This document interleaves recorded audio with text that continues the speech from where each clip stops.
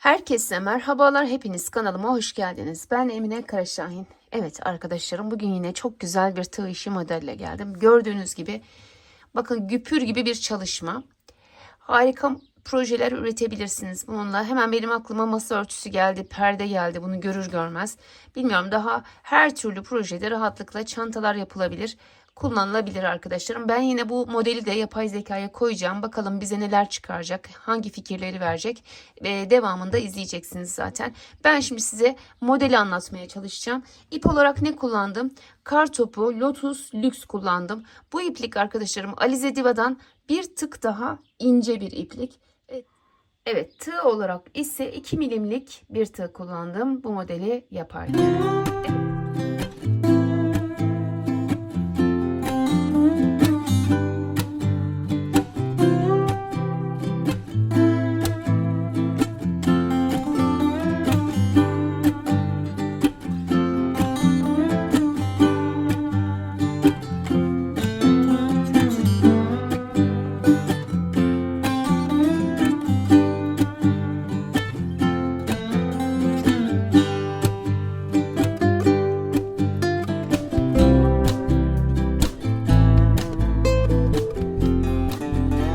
Yani benim aklıma direkt masa örtüsü ve perde geldi bu modelle. Çanta da yapılabilir. Dediğim gibi sizin hayal dünyanıza bırakıyorum. Her şey olabilir. Çok güzel. Yapımı zor değil. Böyle karışık gibi durduğuna bakmayın. Çok kolay. Şimdi adım adım ben sizlerle paylaşacağım. Zaten videonun sonuna geldiğinde yapabildiğinizi göreceksiniz arkadaşlar. Hazırsanız başlayalım. Şöyle ilk önce ipimi sabitliyorum. Ardından 6 tane zincir çekiyorum. 2, 3, 4, 5, 6. Tığıma 1, 2, 3 kez bakın ip sardım. Şöyle ilk zincirin içine giriyorum.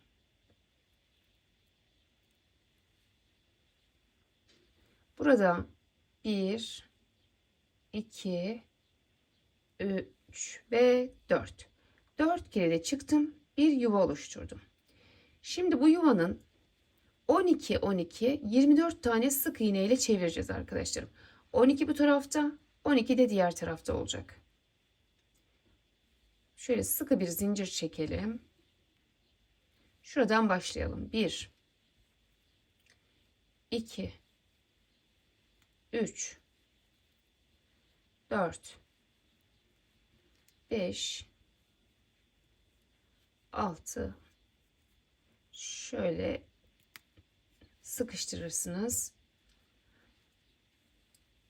7 8 9 10 11 ve 12. Bakın 12 tane bu tarafa sık iğne ile geçtik. Şimdi tekrar buraya geliyorum. 12 tane de buraya yapacağız arkadaşlarım. 1 2 3 4 5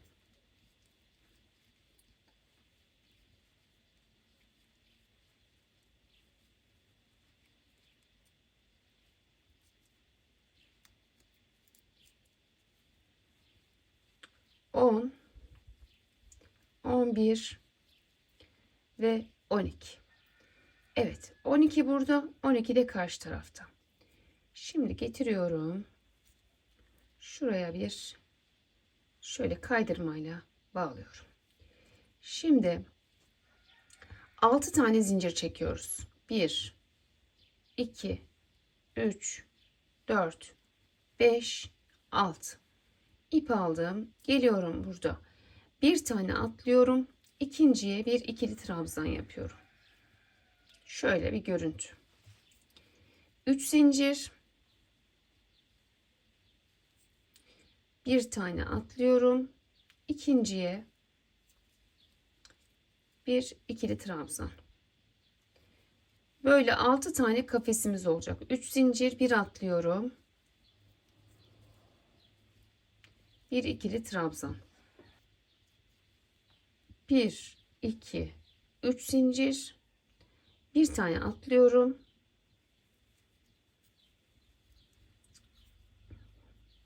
1 2 3 zincir, bir tane atladım.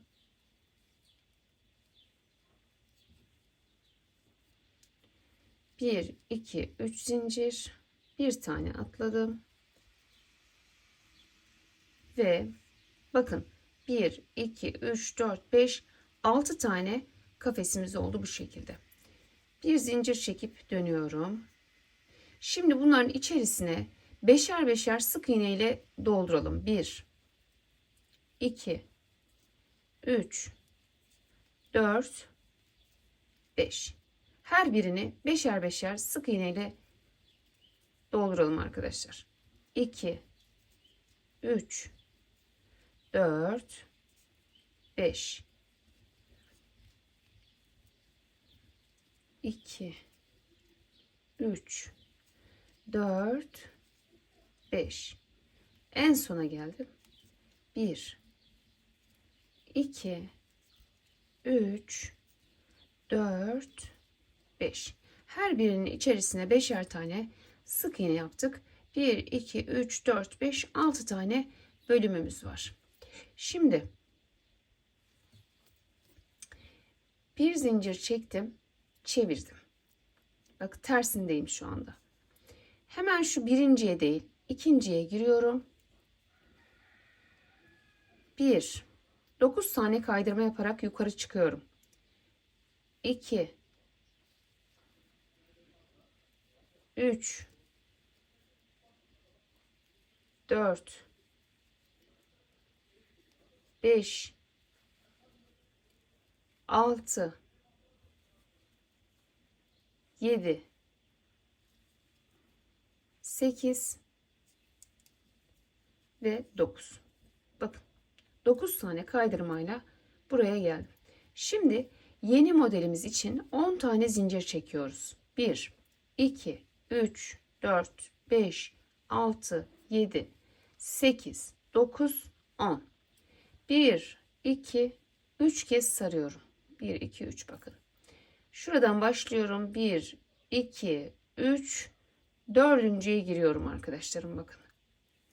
Buradan dördüncüye girdim.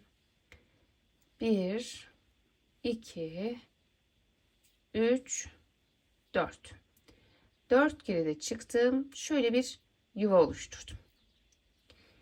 Bir zincirimi çektim yine. Tekrar 12 artı 12 sık iğne yapacağız. 12 buraya,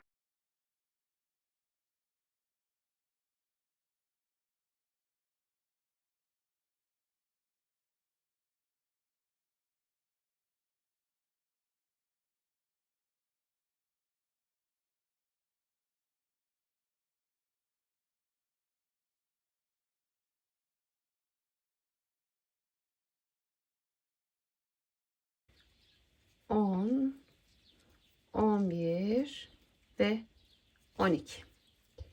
Şimdi yine başlamış olduğum yere geliyorum.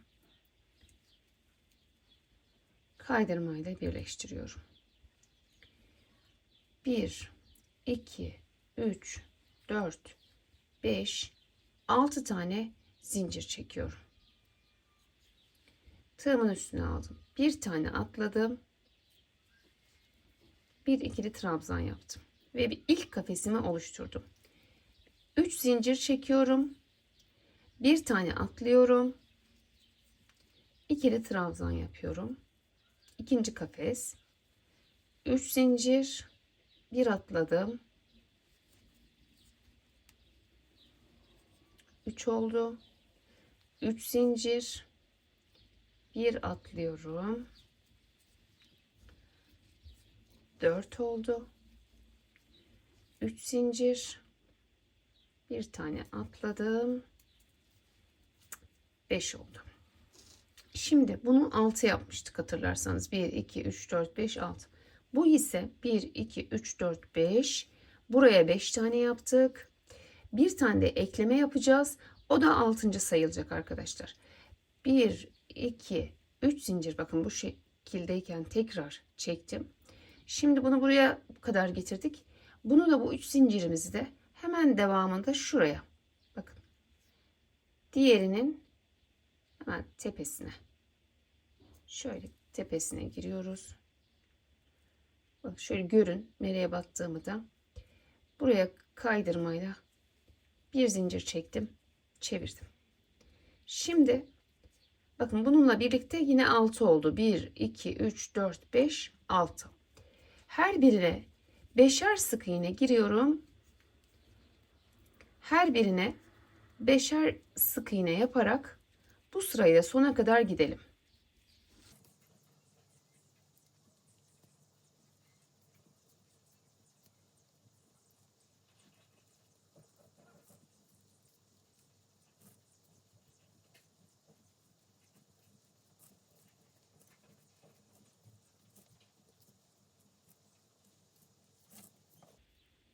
Evet, sondayım. 1, 2,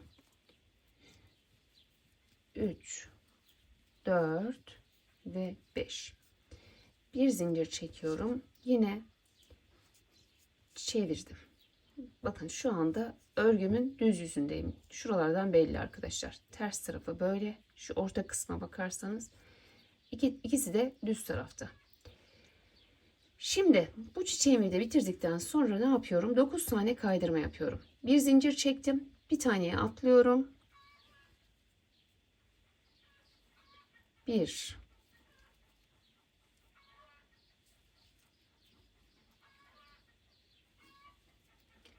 4, 5, 6, 7. Yani şöyle saymanıza da gerek yok. Şuraya gelecek arkadaşlar. Bakın. Bir ikincinin bitimine kadar yaptığımız kaydırma şu ikisine gelecek. Yani hiç saymaya da gerek yok. Şuraya kadar yapacaksınız. Şimdi iki modelim bitti. Üçüncüyü de beraber yapalım. 10 tane zincir çekiyorum. 1, 2, 3, 4, 5, 6, 7, 8, 9, 10. 1, 2, 3. Tığıma 3 kez ip sardım. Alttan 1, 2, 3, 4. Dördüncüye giriyorum. 1, 2, 3, 4 kere de çıktım ve yine bir yuva oluşturdum. Bir zincir. Yine 12 bu tarafa, 12 bu tarafa sık iğnelerimizi yapıyoruz.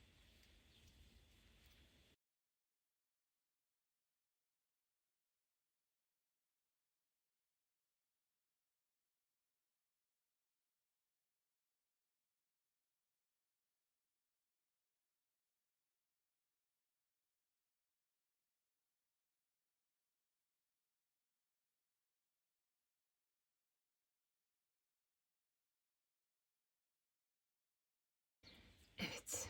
Yine başladığım yere geldim. Burada bir kaydırmayla bunu sabitledim. Şimdi 6 zincir çekiyorum. 1, 2, 3, 4, 5, 6 ve geliyorum. Bir tane atlıyorum. İlk yuvayı oluşturuyorum. 3 zincir. Bir atlıyorum. İkinci yuvayı oluşturuyorum. 3 zincir.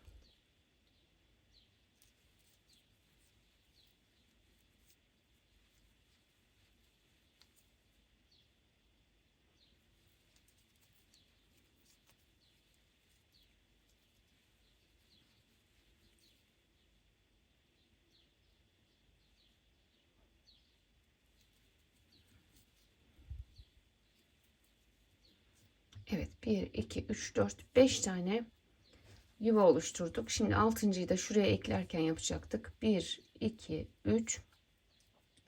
Nereye? Bak buraya. Hiç saymaya falan gerek yok arkadaşlarım. Şuraya geliyorum. Sabitliyorum. Bir zincir çekip çeviriyorum. Ve beşer beşer sık iğnelerimi yapıyorum. Evet, sık iğneleri tek tek beşer beşer sona kadar gidelim. 4, 5, 1, 2, 3, 4 ve 5. Evet, gördüğünüz gibi yan yana bu şekilde istediğimiz kadar uzatıyoruz. Şimdi bir zincir çektim. Döndüm. Şu birinciye değil, ikinciden itibaren kaydırma yapıyorum. Bakın saymaya gerek yok. Şuraya kadar yapacağız. Şu ikisini de geçeceğiz yani. İkincinin sonuna kadar gideceğiz arkadaşlar. Hiç saymanıza bile gerek yok.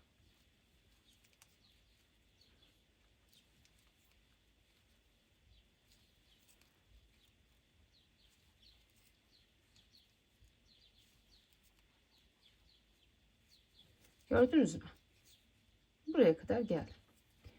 Şimdi yine bir tane daha uzatmak istiyorum diyelim ki. Ne yapacağım? 10 zincir çekiyorum burada. Bakın yeni modele kaydırmaları yaptıktan sonra başlıyoruz. 1, 2, 3, 4, 5, 6, 7, 8, 9, 10. 1, 2, 3. 1, 2, 3. Şöyle dördüncüye giriyoruz. 1, 2, 3, 4.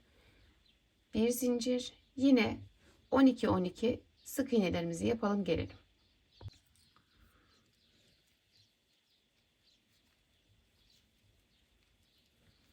Ve 12. Yine başladığım yere giriyorum ve bakın 6 zincir. 1 2 3 4 5 6. Bir tane atlıyorum ve burada yine 5 tane kafesimi yapıyorum. 1 2 3 4 5. Altıncıyı da ne yapıyordum? 3 zincir çekiyorum, getiriyorum şuraya. Bakın hiç saymaya gerek yok. Bak. Bir sonrakinin tepesine şöyle. Bir zincir çektim. Şimdi her birine yine beşer beşer sık iğneleri örerek sona kadar gidelim. Evet. Bir zincir çekiyoruz. Yine dönüyoruz. Birinciye değil ikinciye girip şuraya kadar kaydırmayla ilerliyoruz. Ve ne kadar istersek bakın bu şekilde 9 kaydırmadan sonra 10 zincirimizi çekerek boyunu ayarlıyoruz arkadaşlar. Şimdi ben 4 tane motif yeterli. Bir üst sıraya geçelim birlikte. Sizler dediğim gibi ne proje yapacaksanız buradan sonra aynen gösterdiğim gibi büyüteceksiniz, uzatacaksınız arkadaşlar. Fakat sona geldiniz ve yukarı çıkmak istiyorsunuz. Şimdi o noktadayız. Evet, buraya kadar kaydırmayla yine geldik. Dediğim gibi sizler uzatmak istiyorsanız buradan sonra yine 10 zincir çekerek aynı işlemleri yaparak devam edeceksiniz arkadaşlar. Şimdi ben yukarı çıkacağız. Diyelim ki sıranın sonuna geldiniz. Nasıl yapacağız? Burada 16 tane zincirimiz var. 1, 2, 3, 4, 5, 6, 7, 8, 9, 10, 11, 12, 13, 14, 15, 16. Bakın 16 tane zincir çektim. 1, 2, 3. Yine 3 tane sarıyorum. Yukarıdan 1, 2, 3, 4, 5.'ye veyahut da 6.'ya girdim. Giriyorum. 1, 2, 3, 4. Yine bakın o yapmış olduğum yuvamı yaptım. Bir tane zincir çektim. Tekrar 12 bu tarafa, 12 bu tarafa sık iğnelerimizi yapalım.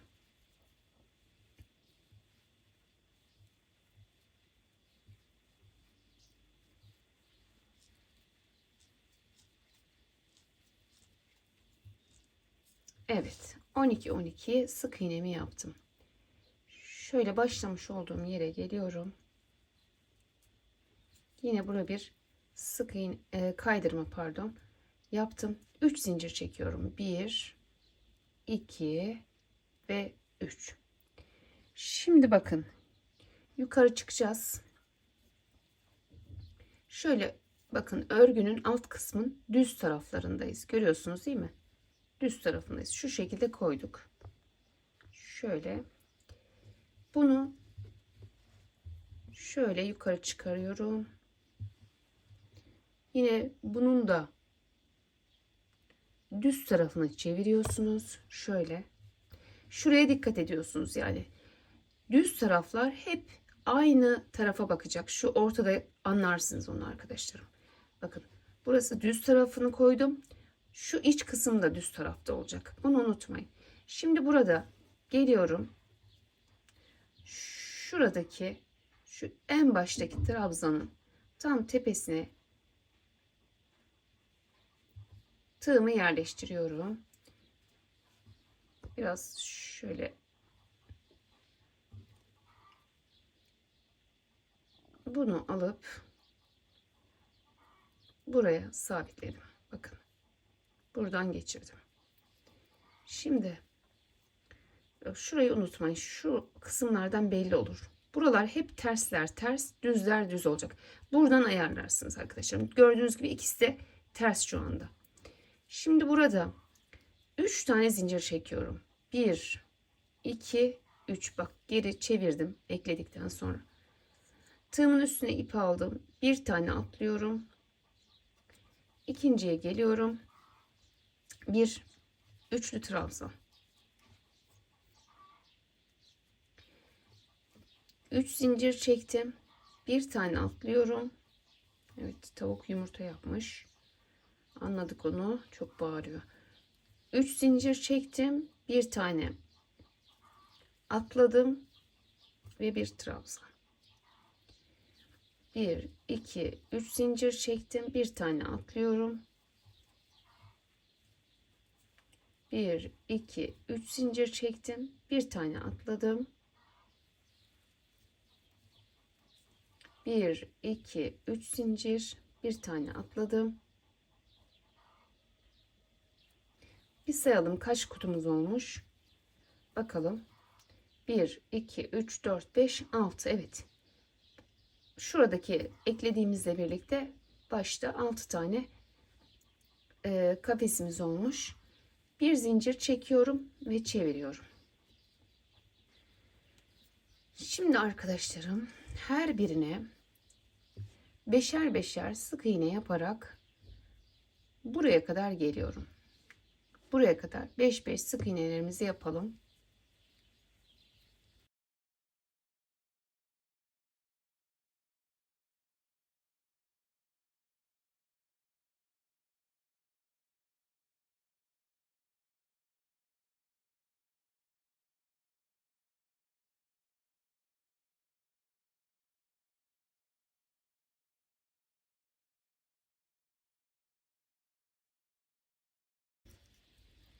Evet. 1 2 3 4 ve 5.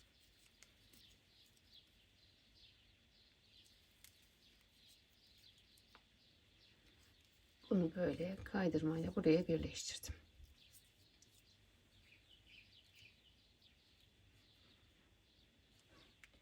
Şimdi bir zincir çekiyorum, dönüyorum. Bakın.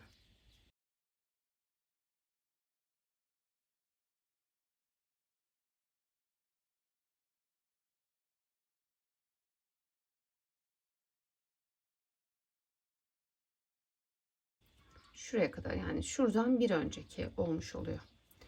Şimdi şöyle bir koyalım. Bakın eklemiş olduğumuz, yeni eklediğimiz bu. Alt sıradaki çiçeklerimiz bu tarafa bakarken şimdi üst sıradakiler de bu tarafa bakacak arkadaşlarım. Gördüğünüz gibi bakın. Hep böyle olacak. Bir sıra bu tarafa bakacak. Bir sıra bu tarafa bakacak. Şimdi 9 tane kaydırmayı yaptıktan sonra yeni modelimize başlıyoruz. Evet arkadaşlarım bakın. Şimdi tersten de görüntü bu şekilde. Bakın terslerini görüyorsunuz. Buraya 9 kaydırmayla çıktık yine. Burada ne yapıyorduk? Altta yaptığımız gibi.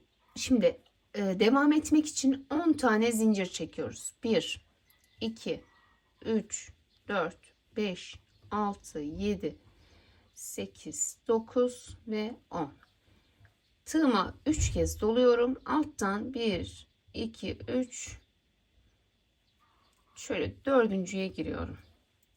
1, 2, 3, 4. Bir zincir çekiyorum. Yine 12 doldurup gelelim. Evet, 12 bu tarafa, 12 bu tarafa yaptık. Şimdi bunu şurada yine birleştiriyoruz kaydırma ile. 1, 2, 3 tane zincir çekiyoruz. Şimdi bakın. Şurası böyle ters gelse bile şuradan çektiğiniz zincirden, fakat ne yapacağız? Bakın düze çevireceğiz arkadaşlar eklerken. Şöyle çevireceğiz. Şu orta kısımlar bakın hep düz. Arka taraftaki ortalar da hep ters olacak. Ona dikkat edeceksiniz. Hani bunun gelişi böyle ters gibi olabilir. Ama siz bunu çevireceksiniz düz kısmına. Getireceksiniz. Nereye bağlıyorduk? Şuraya. Şuraya. Bakın. Şu 3 tane zincirimizi çektik. Şuradan bağlayalım.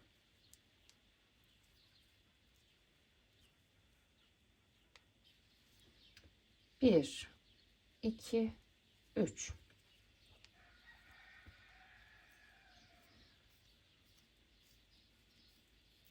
Şöyle çevirdim. Bakın. Bağladıktan sonra 3 zincir çektim.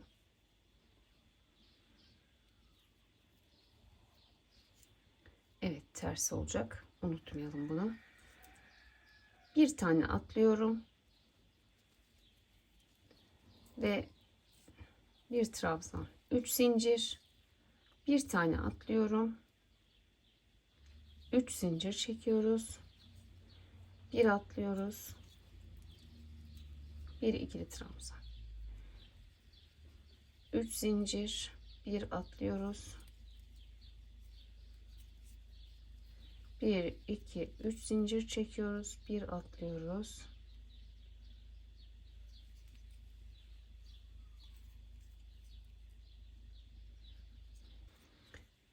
Evet. 1, 2, 3, 4, 5. Evet. 6. 3 zincir çekiyoruz yine burada. Bakın. Nereye bağlıyorum?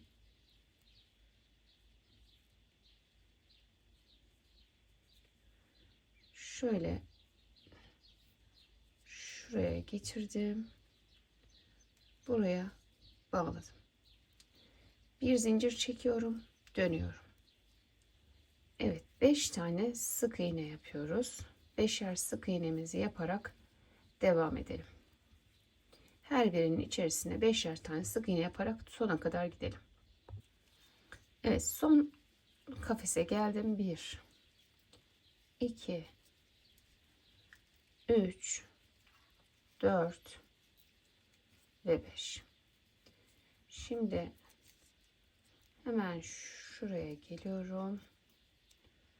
Bir kaydırma, bir zincir ve modelimi çeviriyorum. Bakın. Bu şekilde yanına ekleme yapmış olduk. Şimdi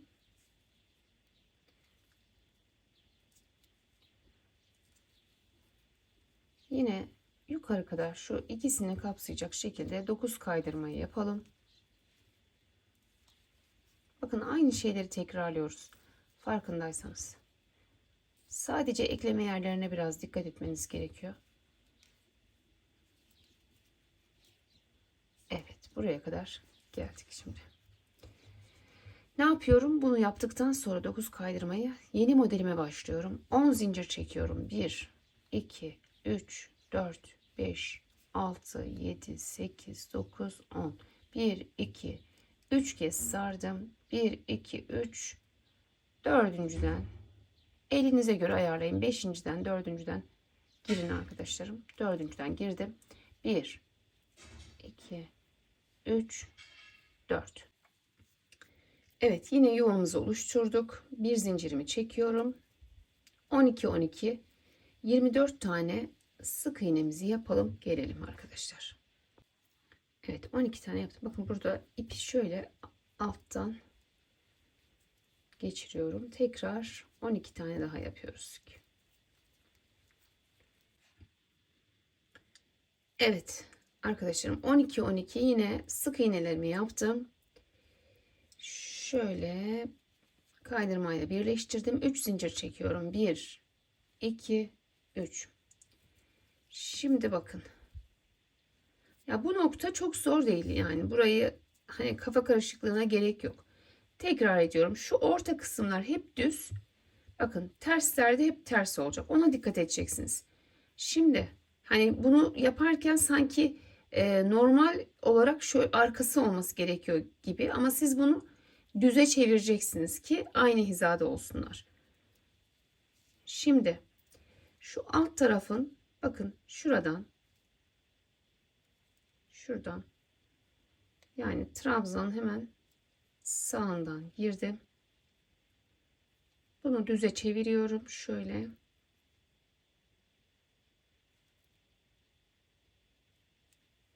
Bu şekilde ekliyorum. 1 2 3. Şimdi çevirdim. Bakın ters ters şeklinde şöyle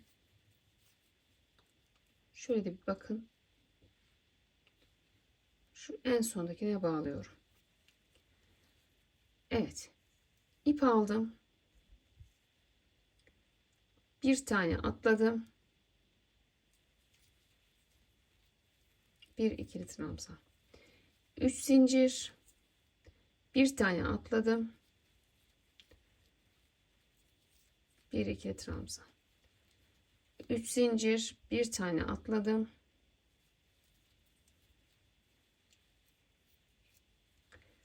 3 zincir. Bir tane atladım.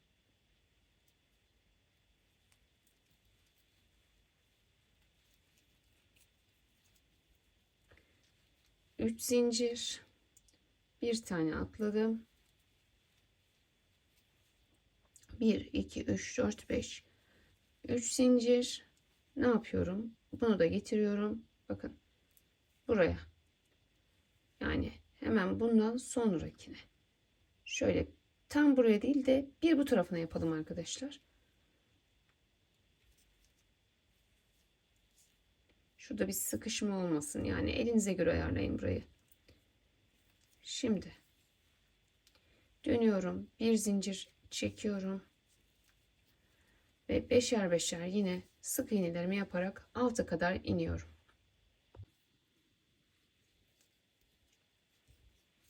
Evet, beşer beşer sık iğnelerimi de yaptım. Şimdi burada geliyorum. Hemen bakın yanına. Bunu kaydırmayla böyle birleştiriyorum. Gördünüz mü? Bu şekilde. Şimdi ne yapacağım bu noktada? Bir zincir çekiyorum, çeviriyorum. Şuraya kadar kaydırmayla geliyorum arkadaşlar. Dediğim gibi hiç saymaya gerek yok. Şu ilk ikisinin sonuna kadar gidiyorum. Bunu yaptıktan sonra 1 2 3 4 5 6 7 8 9 10 1 2 3 1 2 3 4 dördüncüye giriyorum. Yine aynı şekilde bir yuva oluşturuyorum. Sık iğnelerimizi yapalım gelelim. Evet, 12 tane sık iğnemi yaptım. 3 zincirimi de çektim. Şimdi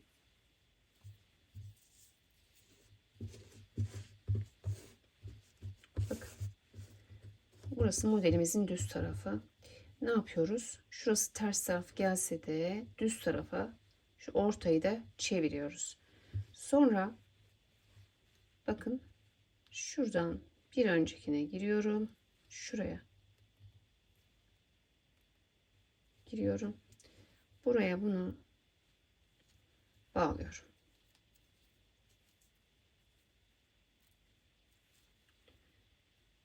Bir, iki, üç.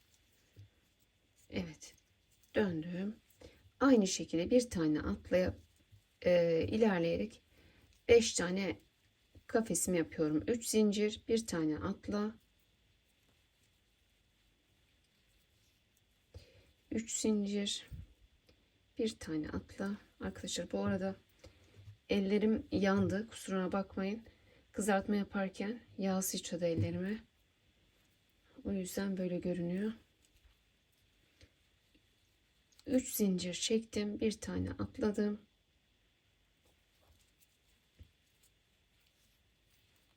1, 2, 3, 4 oldu. 3 zincir çektim. Bir tane atladım. 5 oldu. 3 zincir çektim. Geliyorum buraya. Bakın tabunu buraya birleştiriyoruz ya. Eğer kasma yaparsa arkadaşlarım, tam şu ortasına da yapabilirsiniz. Bu kısmı, birleştirme kısmı elinize göre buraya ayarlayabilirsiniz. Bakın.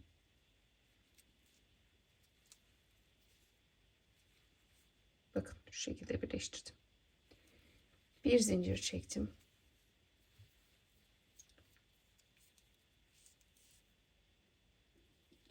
Yine beşer beşer yapalım. Burada görüşelim sonda. 5 sık iğne yapacağız. Evet, 5 sık iğneyi de yaptım. Şimdi alta iniyorum. Kaydırmayla birleştiriyorum. Şimdi bakın, bir zincir çektim. Bak, ikinci sıranın da sonuna gelmiş olduk. Görüyor musunuz? Hepsinin arkası ters. Buna dikkat edeceksiniz arkadaşlarım. Düzler düz tarafa, tersler ters tarafa. Tekrar burada ne yapıyorum? Bir zincirimi çektikten sonra şuraya kadar yine kaydırma yapalım.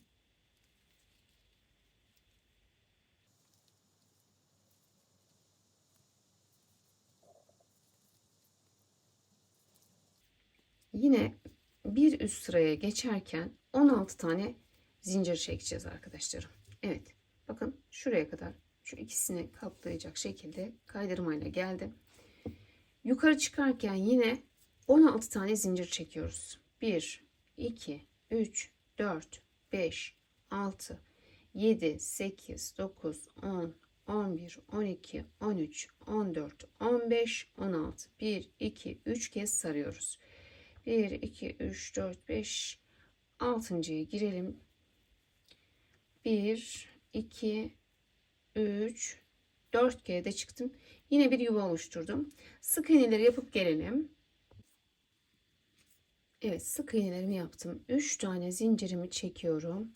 Şimdi bakın, bir üste çıkıyoruz. Neye dikkat edeceğiz? Ters, burası da ters olacak arkadaşlarım. Eklerken buna dikkat edeceğiz. Şimdi nereye ekliyorum? Yine şuraya. Şöyle yakınlaştıralım. Bakın. Nereye ekliyoruz? Şuradan ekliyoruz.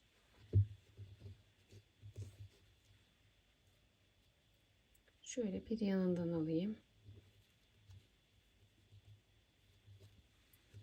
Getiriyorum bunu şuradan.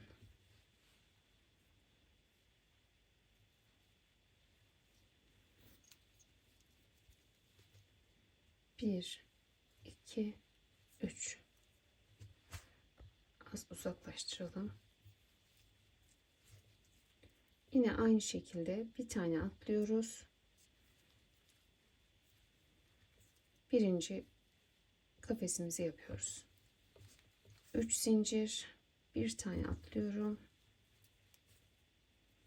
1, 2, 3 zincir, bir tane atlıyorum. 6 tane kafesimiz olacak.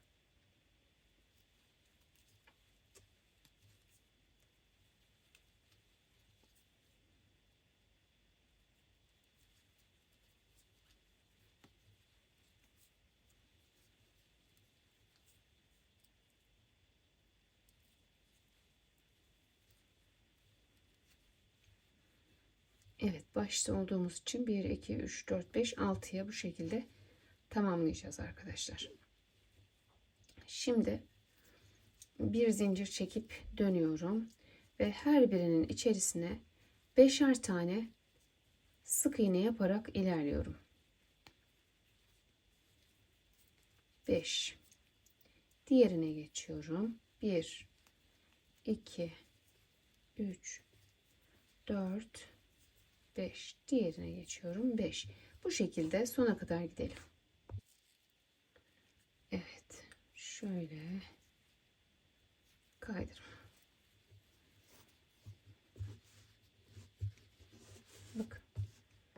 Şöyle bakın. Yine bu sırada şu altta başlamış olduğumuz yöne doğru bakacak bakın. Şu ikisi aynı yöne bakacak. Şimdi bunu buraya ekledik. Bir zincir çekiyoruz. Dönüyoruz. Yine 9 tane kaydırmamızı yapıyoruz.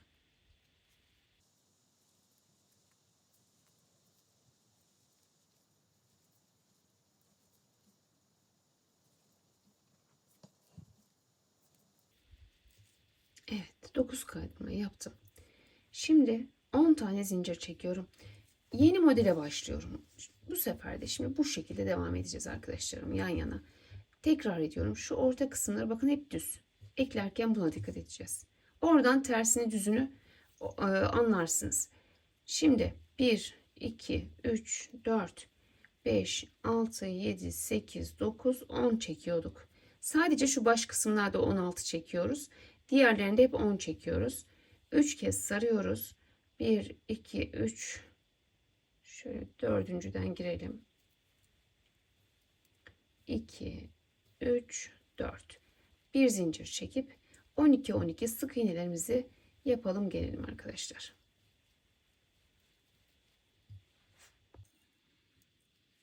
Evet, sık iğnelerimi yaptım. 3 tane yine burada zincir çekiyorum eklemeden önce. Bakın şu anda ters tarafındayız. Modelimizin ters tarafındayız. Şuraya, en başa şuraya geliyorum.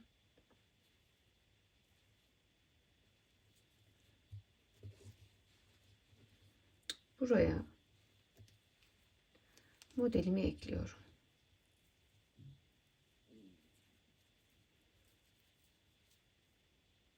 Şöyle modelimi ekledim. 3 zincir. 1, 2, 3.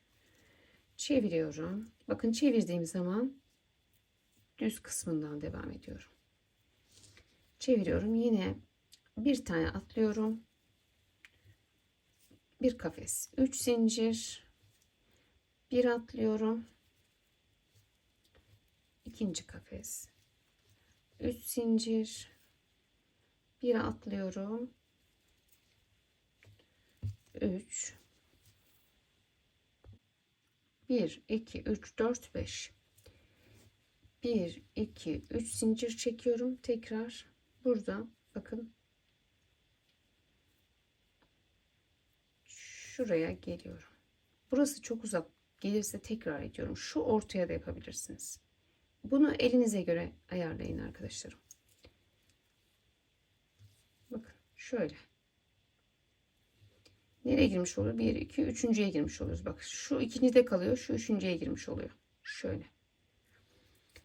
Bir zincir dönüyorum.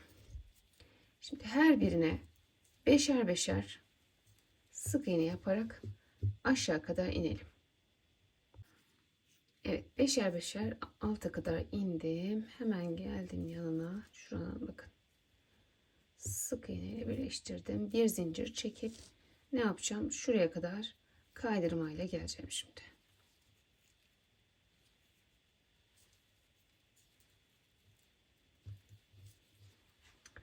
Evet. Şimdi bakın bu 9 kaydırma yaptığımız zaman yeni model için 10 tane zincir çekiyoruz. 1, 2, 3, 4, 5, 6, 7, 8, 9, 10. 3 kez sarıyoruz. 1, 2, 3. Şuradan dördüncüye giriyoruz. 1, 2, 3, 4. Bir zincir çektim. Ve sık iğne. 10, 11 ve 12.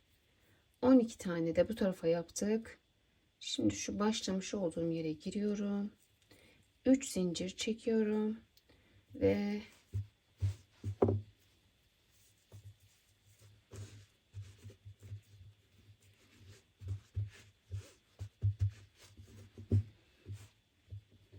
bakın nereye birleştiriyorum? Şuraya. getiriyorum.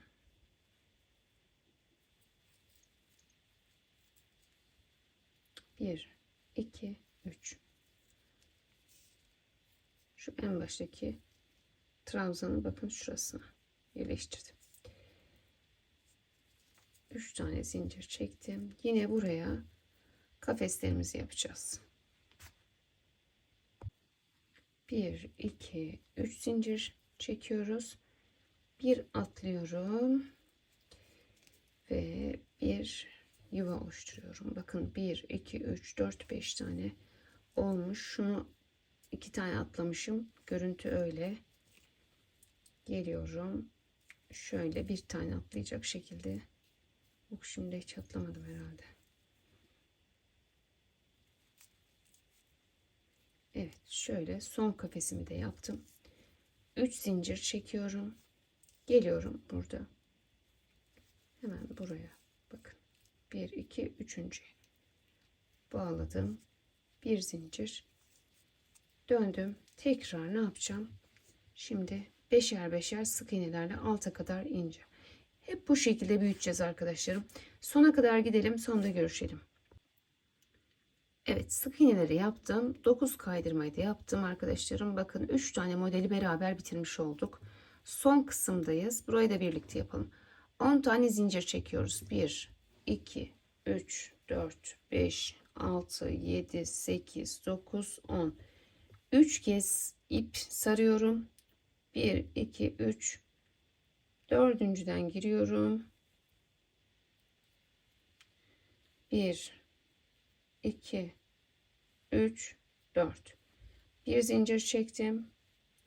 12 tane bu tarafa, 12 de karşıya sık iğne yapıyorum, geliyorum. 1 2 3 tane de zincirimi çektim. Şimdi yine sondayız, bakın. Şöyle bir tanenin tepesine giriyorum. 1 2 3 çeviriyorum. Şimdi yine kafeslerimizi yapmaya başlıyorum. 1 2 3, bir tane atladım.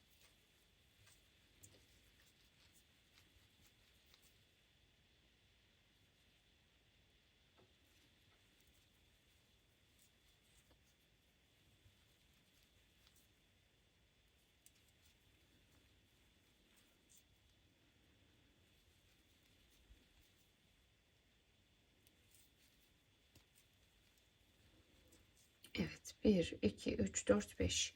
1 2 3, buraya geldim.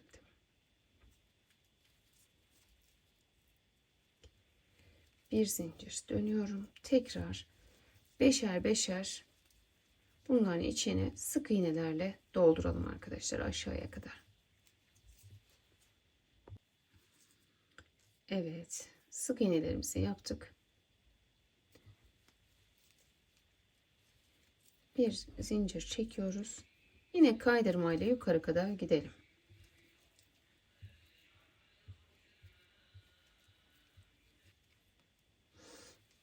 Evet, 9 kaydırmayla daha yukarı çıktık. Evet, şimdi sıramız yine bitti. Bakın, gördünüz mü? Burayla bura aynı yöne bakıyor. Şimdi yukarı çıktığımız zaman da burasıyla yukarısı aynı yöne bakmış olacak. Ne yapacağız burada? Yine 16 tane zincir çekeceğiz. 1 2 3 4 5 6 7 8 9 10 11 12 13 14 15 16. 1 2 3 kez sardım. 1 2 3 4 5. Buradan 6.'ya giriyorum. 1 2 3 4. Bir tane zincir, 12 tane karşılıklı 24 tane sık iğne yapıp gelelim. 1 2 3 tane de zincir çekelim. Şimdi bakın. Yine şu yuvarlaklar düz tarafta değil mi? Düz taraftan, bu da düz taraf olacak. Düzden bağlayacağız. Nereye? Şuraya. Şuraya şöyle getiriyoruz. Şu 3 zincirimizi çekmiştik. Şöyle. Şu şekilde bağlıyoruz. Çeviriyoruz. 1, 2, 3. Bir atladık. Toplam buraya 6 tane kafes yapıyoruz. En başta olduğu için 6 kafesi tamamlıyoruz. Yapalım, gelelim. 1, 2, 3, 4, 5, 6. Bir zincir çektim, çevirdim. Şimdi her birine 5'er tane sık iğne doldurarak sona kadar gidelim. Evet, böyle her birine 5 tane yaparak gidelim. Evet. Sık iğneleri yaptım. Alta iniyorum. Kaydırmaya bağladım. Bir zincir. Dönüyorum. Ve yine şurada söylemiş olduğumuz kaydırmaları yaparak yukarı doğru ilerliyorum. Hep aynı şeyleri yapıyoruz farkındaysanız arkadaşlar. Sadece ekleme yerine dikkat etmeniz yeterli. Çok aslında basit. Hep aynı işlemleri yapıyoruz. Farkındaysanız. Evet. Şimdi burada ne yapıyorum? Şöyle biraz uzaklaştırayım. 10 tane zincir çekiyorum. 1, 2, 3, 4, 5, 6, 7, 8, 9, 10. 3 kez sarıyorum. 1, 2, 3, dördüncüye giriyorum. Ve yine bak aynı şekilde kafesimi oluşturdum. 12, 12 sık iğneler. 3 zincir. Sonra tekrar bakın şuraya birleştiriyoruz. Dönüyoruz. Kafesleri yapıp sık iğnelerle geliyoruz. Kaydırmayla çıkıp tekrar 10 zincir çekiyoruz. Aynı işlemleri tekrar tekrar yapıyoruz. Ben şimdi size şunu da göstermek istiyorum. Özellikle yeni başlayan arkadaşlarımız nasıl yapıldığını bilmiyor olabilirler. Bunu da göstermek istiyorum arkadaşlarım. Hemen bunu koparıyorum. Şimdi modeliniz bitti diyelim ki. Ben bu kadar yeterli. Ben anlaşıldığını düşünüyorum. Çünkü tekrar tekrar gösterdim. Bakın. Şimdi dediğim gibi şu ters düz olayına dikkat ederseniz yanılmazsınız. Şimdi şu uç kısımlara başlamış olduğumuz kısma şuradaki kenar kısmını yapalım. Şal yapmak isteyen olabilir. Perde yapmak isteyen olabilir. Uç kısımları yapalım beraber. Şimdi arkadaşlarım şöyle bir miktar bakın boncuğu dizdim ipime. Şöyle sizlere göstermek için.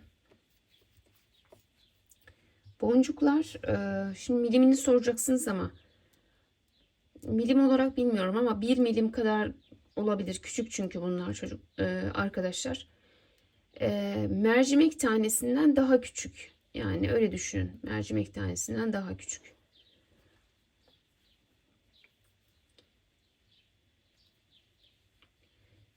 Şimdi şuradan başladım.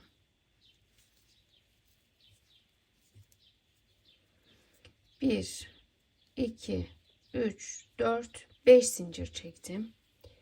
Getirdim bir tane boncuk. Şunları yaklaştıralım.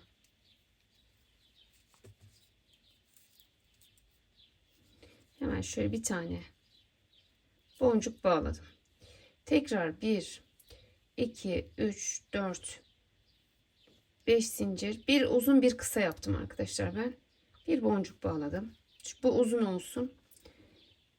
1, 2, 3, 4, 5, 6 zincir çektim.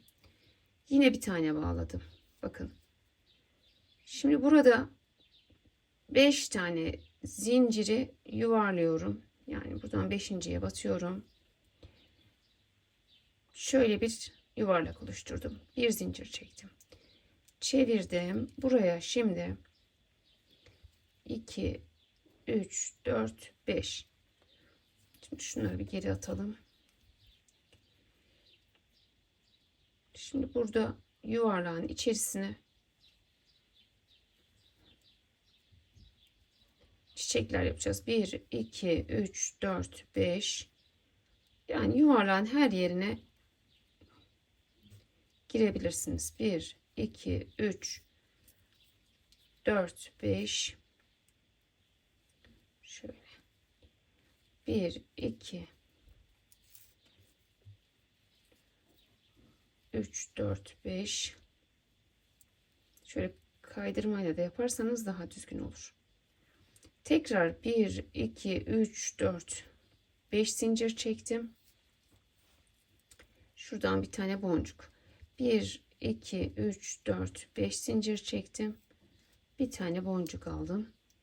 1 şöyle getiriyorum. Bakıyorum boyuna. Tamamdır. Bu sefer şu uç kısmına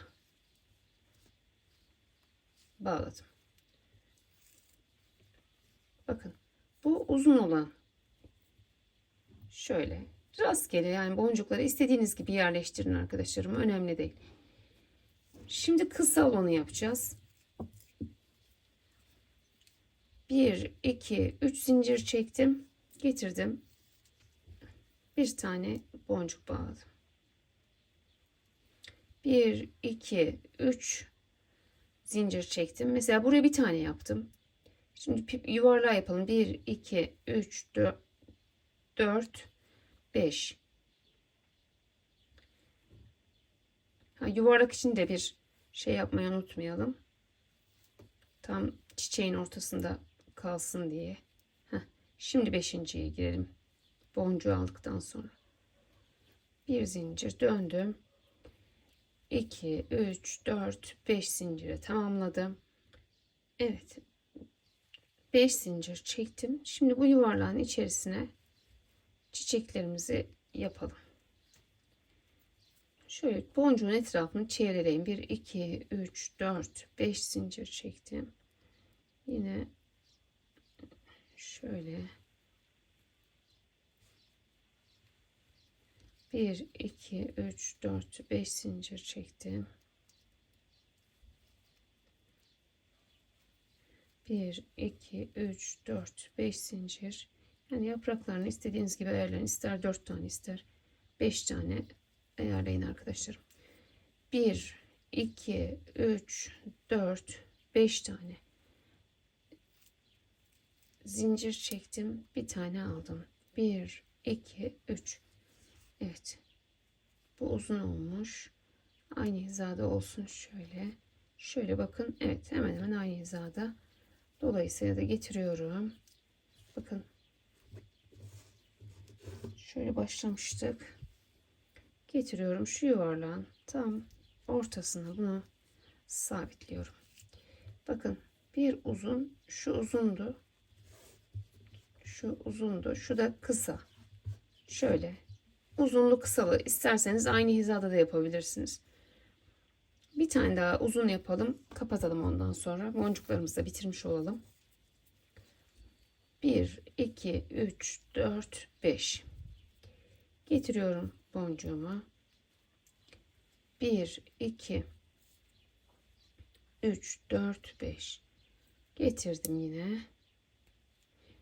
Şimdi çiçeğin yuvarlağı için 1 2 3 4 5 getirdim.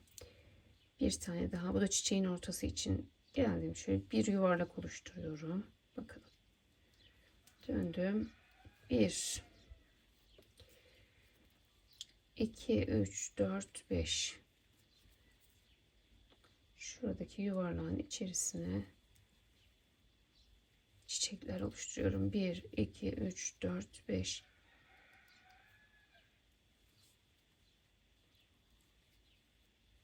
1 2 3 4 5 1 2 3 4 5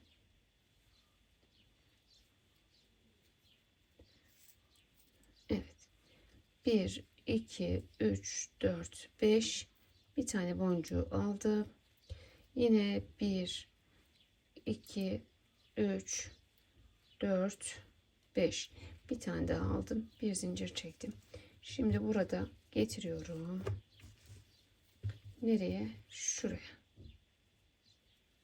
Şuraya getiriyorum. Bunu bağlıyorum. Tekrar 1 2 3 kısa olana geçiyorum. Bu fikir olsun diye paylaştım sizinle. Şöyle şurada Tekrar bir bakın. Kısa, uzun, kısa, uzun şeklinde ayarladım ben. Bu şekilde yapabilirsiniz. Evet, beni izlediğiniz için çok teşekkür ediyorum. Video biraz uzun oldu. İnşallah modeli anlatabilmişimdir. Beğendiyseniz beğen butonuna basmayı, yorum yapmayı, paylaşmayı da unutmayın lütfen. Başka videolarda yeni modellerle görüşmek dileğiyle. Hoşça kalın, sağlıkla kalın. Allah'a emanet olun.